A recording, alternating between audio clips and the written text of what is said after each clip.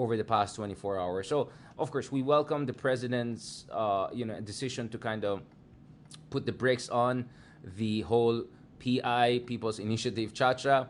But I think we should even more welcome the president's bold strategic move to formally congratulate the newly elected, democratically elected leader of Republic of China, otherwise known as Taiwan. So ayon kay President Marcos, on behalf of the Filipino people, I congratulate President-elect Lai Ching-te on his election as Taiwan's next president. We look forward to close collaboration, strengthening mutual interest, fostering peace, and ensuring prosperity for our peoples in the years ahead. Medyo may pagka-uniteam ang dating. Medyo may pagka-Miss Universe, diba? But importante yan kasi nga, explain natin shortly. Now, let's go about the next part, which is also the response of Vice President, outgoing Vice President, now incoming, now President-elect Lai. Sabi niya, thank you, President Bongo Marcos Jr., for your congratulations. I deeply value the enduring friendship between Taiwan and the Philippines, and I look forward to enhancing our economic and people-to-people ties while championing democracy, peace, and prosperity in the region. So there are two important things to keep in mind here. Two important things to keep in mind. Don't worry, right?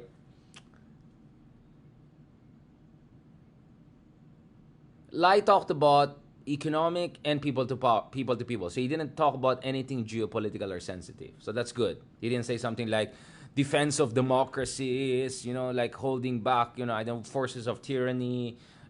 So in fairness, it was a very measured, calibrated response from the leader of Taiwan. On the second level, he still mentioned that this is about championing democracy and peace and prosperity in the region. The whole rules-based order rhetoric, and the idea that Philippines and Taiwan should be part of a kind of a community of democracies. And some would say kind of a great wall of democracy dito sa Asia. Parang magandang idea na great wall of democracy. Gamitin natin yan. Okay, dun sa mga sinulat natin. The great wall of democracy. From Taiwan, from Japan, to Korea, to Taiwan, to Philippines, to Indonesia, to Australia. Yeah, this will be the great wall of democracy. Gamitin ko yan. Ito-tweet kayo mamaya. Baka nanakawin ng iba dyan. Okay. And then pwede ko i-rotate ng ganyan. And then that goes all the way up, all the way side. That pupunta siyang Indonesia. So it goes like that. Para siyang half circle. Japan, Korea, Taiwan, Philippines, Indonesia, Australia. Or actually, pwede siya bumaba sa Australia, akyat sa Indonesia, and then pupunta sa India. So you'll have something like this. Semi-circle. Parang horseshoe. You'll have a horseshoe or cow tongue, parang 9-dash line din yan, diba? Of democracy. So that's quite interesting. That is something quite interesting that we have to keep in mind. Thailand, no comment ako sa Thailand kasi neither democracy talaga nor a real US treaty ally. So let's just skip it. At saka gugulo yung map. Ganyan yan, wag na lang. Hindi democracy ang Vietnam, sorry. Alam ko algalit sila sa China pero hindi sila democracy. Hindi rin ang totoong democracy ang... Well, I mean, pwede ko isama Malaysia dyan. In fairness, medyo mas democratic sila ngayon. Pero hindi Singapore, hindi Okay. Alright, moving forward. Pahamak tayo dito. Ito. Obviously, at first glance, it's big deal because never nangyari yan na we have a sitting president of the Philippines openly, congratulating, etc. And in a way, affirming the legitimacy of the Taiwanese electoral process. Because the position of China is absolutely clear.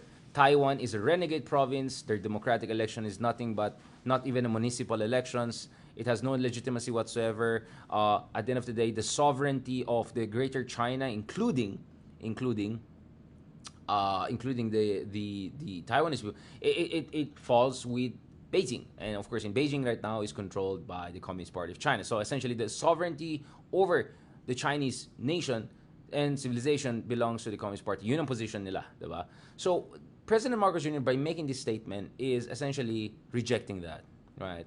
But at the same time, wala naman sinabi si BBM masyado. Sinabi lang, we look forward to close collaboration. Okay, but that's very generic. Strengthening mutual interest, fostering peace and ensuring. So it's very vague. It's very generic, right? And as I said, if you look at the response of President Lai, it's also, quite safe. Sabi niya, economic, people to people, but, nothing more than that. Not intelligence sharing, military, so on and so forth. Obviously, hindi mo iti-tweet yan kung talaga nangyayari yan or mangyayari yan. But at least, in terms of statement, hindi siya masyadong aggressive while championing democracy. That's the part that medyo, as I said, kaya nga minention ko itong Great Wall of Democracy in Asia. Right? The Great Wall of Democracy in Asia. I mentioned that. Nevertheless, let's look at the response of China. Of course, hindi natuwang China. And accordingly, actually, China summoned our ambassador to express their complaint dito sa nangyari. So let's go to anong drama ng China. Drama. Okay. Labas natin dito. Pag-usapan natin. Okay. So, China summoned the ambassador from the Philippines and warned the country, quote, not to play with fire. Ayan. Okay, dyan.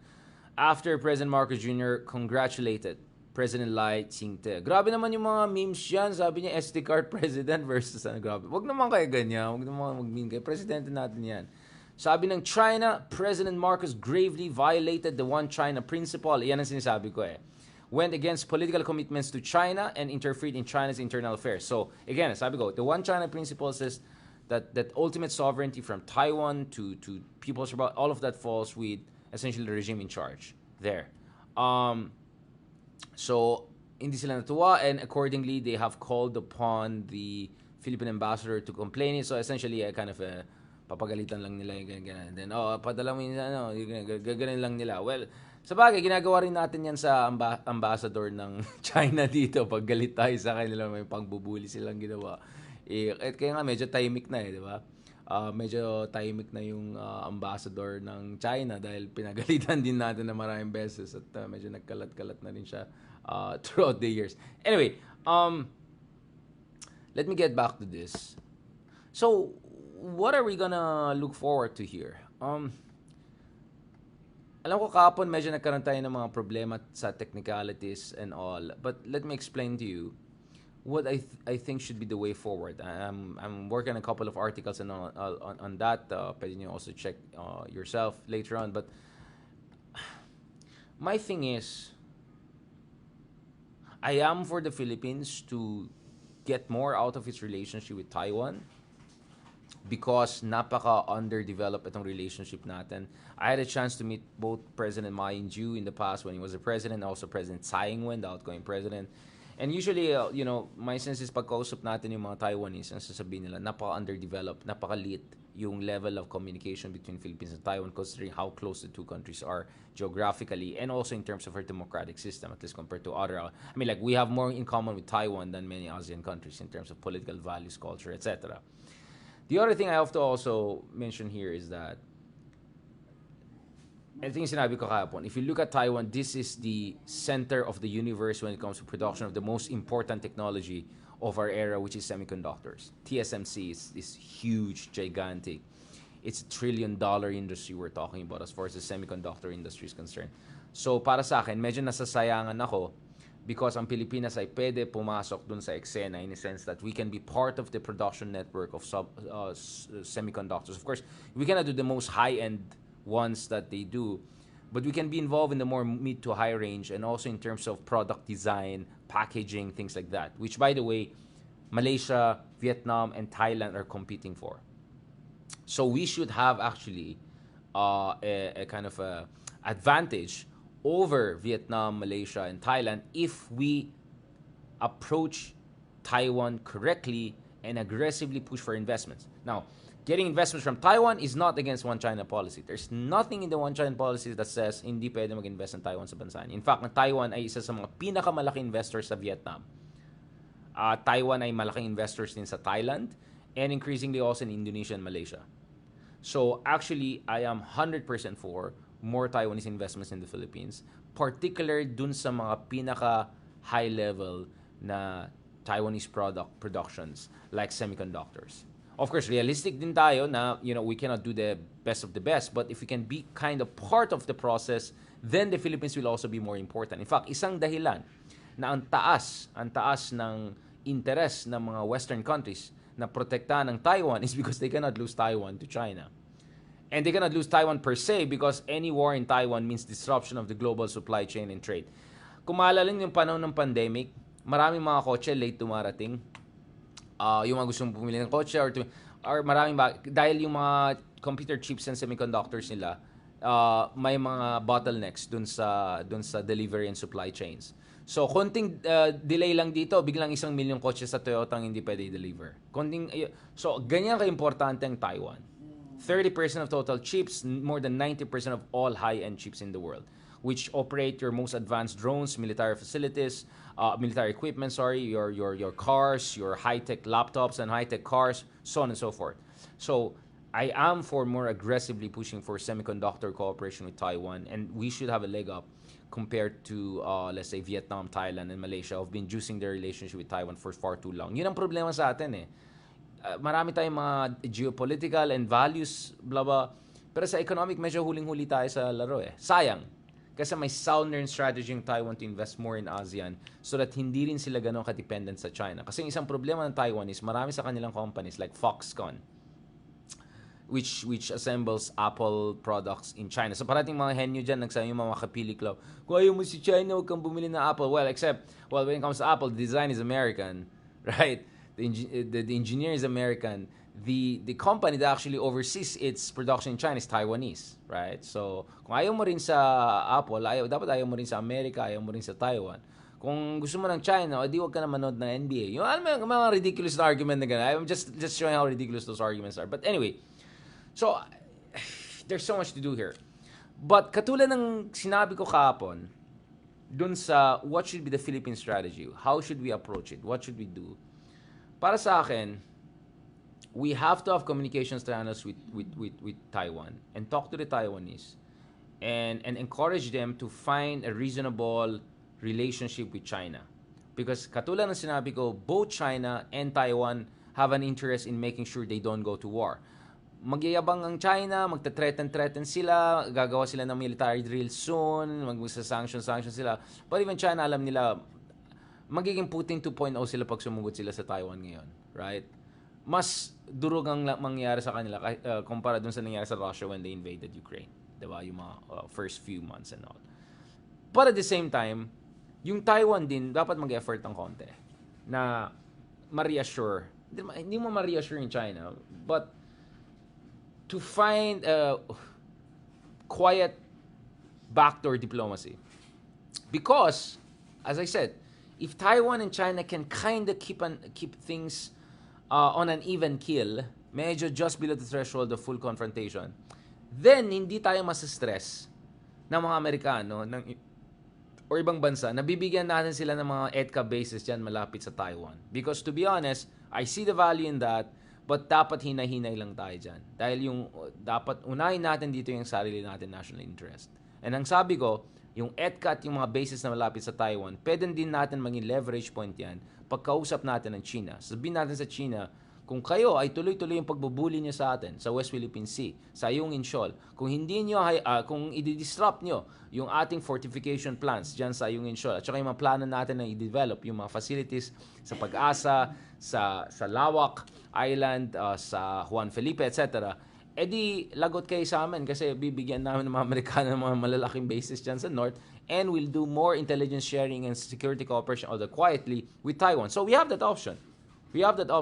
And doon, meron tayong interest. Okay? Doon talaga meron tayong interest. Okay? This is a very important thing to keep in mind.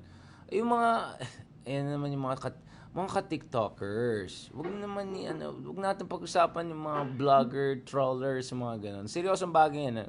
If you want to learn something real here from a real expert who actually has real publication, who actually went to, has taught in real university, wag na natin pag-usapan yung mga iba. Ako naman, game naman ako di ba? Dinibatin natin kung sino-sino yung mga vlogger dyan. But for me, that was just, ticking the box and moving forward. Okay? So huwag niyo sayangin yung espasyo doon. Napakaganda yung comment section. Pwede kayo magtanong ng mabuti, pwede kayo magbigay ng moral support, pwede kayo magbigay ng constructive criticism. Ayan ang problema kasi sa atin Pag may matinong tao na nag-vlog, matinong sinasabi, may free lecture dyan. Ayan, magta-struck na dyan sa comment section. Kaya nga, paano tayo aasenso kung ganyan ugali natin? Diba, mga kameta? Anyway, so yun po yung crux ng concern natin. So let's see how things are gonna move forward. Nevertheless, in fairness sa DFA made it clear, one China policy pa rin tayo. Right? That yung statement by President of the Philippines was, just a general congratulations and all. And it doesn't mean any significant fundamental shift in our foreign policy. Right? At essentially lang sinasabi na sa China, huwag kayong magdrama masyado. Minsan, yun din ang sinasabi ko eh. As much as we should not unnecessarily provoke China or any country, at the same time, huwag rin tayo huwag tayo mag-stage mother sa kanila. Huwag tayo baby sa kanila. Alright? Ang laking-laking bansa, parati silang nagingay na parang bata. Ito, the Department of Foreign Affairs said the Philippines remains committed to one China policy. And ayon sa kanila, yes, President Marcos congratulated as his way of thanking them for hosting our OFWs. 200,000 Filipinos nandiyan. Ang dami mga Pilipinos dyan. But this doesn't mean na pinapalitan natin yung position natin sa one China policy. Ayon sa Department of Foreign Affairs, the message of the President congratulating the new President was his way of thanking them for hosting our FWs and holding a successful democratic process. Nevertheless, the Philippines reaffirms its one China policy. So yun ang sinasabi ko. Magdrama-drama siya. At saka minsan magdadrama talaga ng China, huwag mo nang pansinin. But, nevertheless, that's why mahirap ang diplomacy and strategy. Nevertheless, huwag ka rin magsulsol, di ba? Huwag mo nang i-trigger din yan. You find the right balance. Alright? That's why it's important we have responsible, good people in the DFA and other departments to do the proper diplomacy. On that note, thank you very much mga kameta. Talk to you soon. God bless. And abangan bukas. R&R, Marites. Pag-usapan natin ang nangyari behind the scenes. Alam naman si Ronald, maraming mga Marites dyan. Ako, mabait na tao lang tayo, matindi lang tayo. Nice ng usapan. So thank you very much sa mga followers natin in different platforms. Dito of course sa Facebook. Thank you very much. God bless. Also dito sa TikTok. Ayan. May isa lang naman na pasaway, dalawa lang eh. And also dito sa YouTube. On that note, God bless and talk to you soon.